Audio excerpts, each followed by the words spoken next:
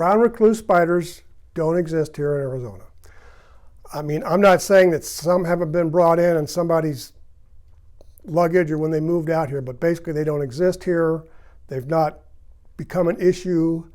But we do have, what's it called, an Arizona or a desert brown spider that looks pretty much like a brown recluse spider, right down to the fiddle on its back.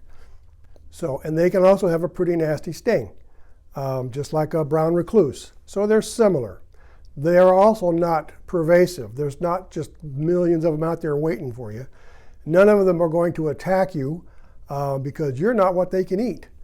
The only time that you're going to get bitten by a spider, whether it be a brown recluse or a black widow or anything else, is if you pretty much try to put your hand or sit yourself down on top of them, and it's a defensive measure because they don't want to get squished.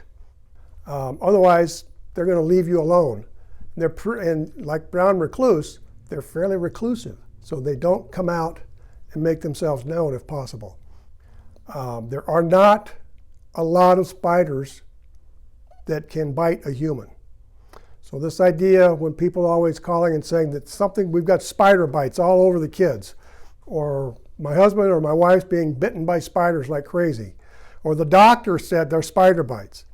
It's just almost certainly not going to be the case because most spiders can't penetrate human flesh. They can't pierce our skin. They don't have a big enough mouth part to do it.